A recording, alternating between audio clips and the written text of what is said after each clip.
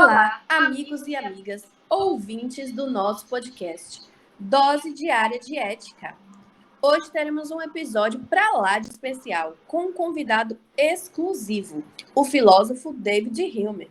Também teremos a presença de vários doutores, como Caroline, Edson, Gabriela, Juliana, Lucas, Maria, Milena e Tamires. Para começar, irei chamar aqui o doutor em História, Lucas. Olá, gente, tudo bem? Agradeço pelo convite. É sempre bom estar aqui com vocês. Então, de início, para compreender a obra de Hume, é importante perceber que ele nasceu na Escócia, tinha linhagem nobre e viveu entre 1711 e 1776. Ou seja, foi um filósofo moderno imerso ao iluminismo. Ele tentou seguir o mesmo caminho que seu pai, tentou ser um advogado, mas acabou abandonando o curso. Só que na academia, no caso a Universidade de Edimburgo, ele desenvolveu um gosto especial pela filosofia, e assim ele passou a se debruçar sobre os livros. Bom, como eu falei, Hume foi um filósofo iluminista, e a ruptura a qual ele se associou foi a do racionalismo do século XVIII, tendo como eixo os pensamentos de Berkeley e Locke, que foram seus contemporâneos e que o fizeram apurar suas ideias acerca do empirismo. Então, ele surfou nessa onda de contrariar a importância dos juízos lógicos e do conhecimento racional, porque ele, Hume, se afirmou como um cético empirista, acreditando que a origem do conhecimento ela está associada aos sentidos, às experiências, né? Bom, voltando à questão da ruptura iluminista, é fundamental perceber que, nesse sentido, Hume também se opôs ao justnaturalismo, que até então consistia na lógica hegemônica. Então, ele trouxe o empirismo ao campo ético, porque, para ele, a moral deve ser interpretada sob essa perspectiva. Além disso, tendo em vista que o iluminismo é marcado pela crítica ao dogmatismo religioso, Hume também buscou fazer isso de modo que chegou até a ser considerado por muitos dos seus contemporâneos como filósofo ateu.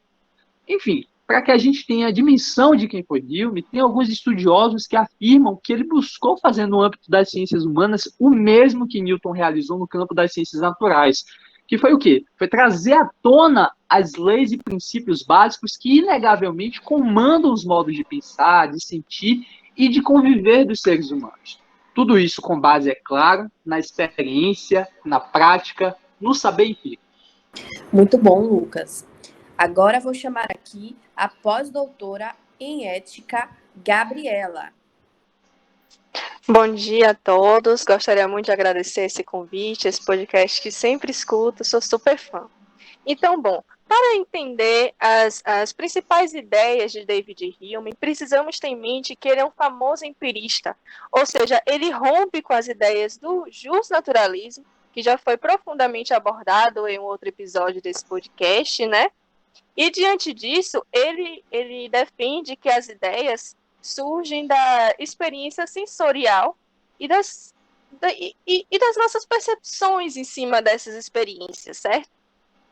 E seguindo essa mesma linha, entendemos também que o grande princípio com base no qual se organizam os conceitos morais é a utilidade.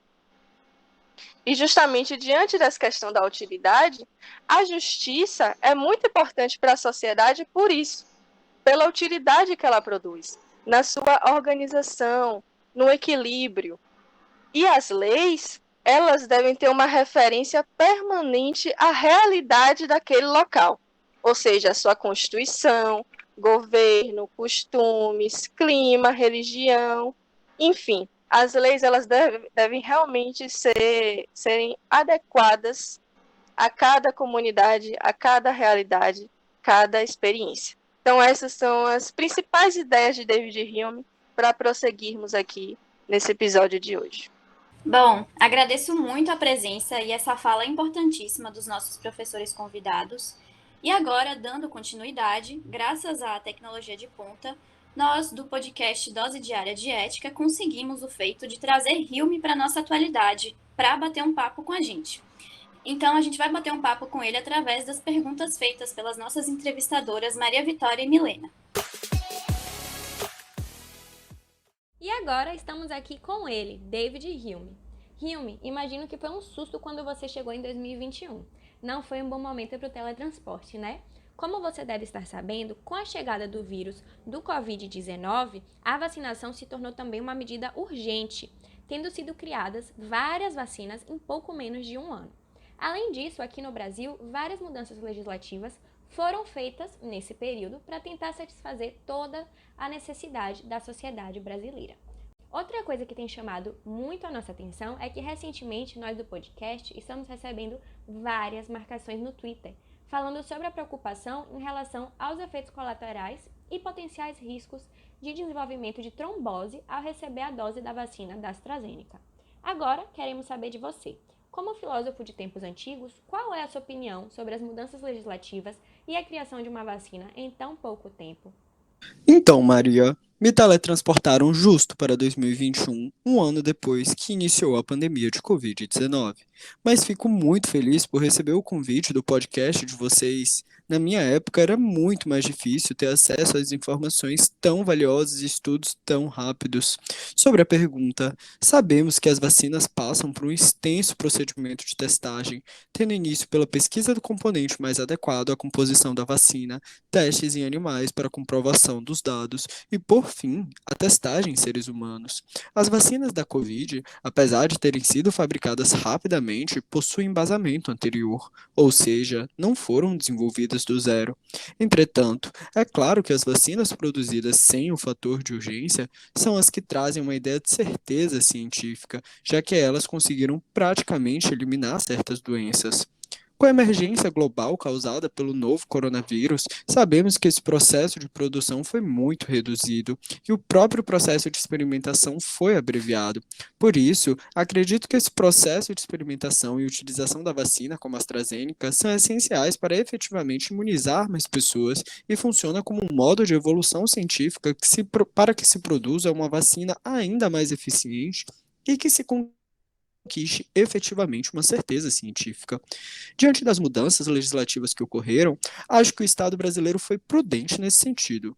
Afinal, não é uma legislação com base nos princípios universais que atenderão os brasileiros, mas sim leis que traduzam as reais necessidades e particularidades desse povo, constituindo então a chave para a sua proteção.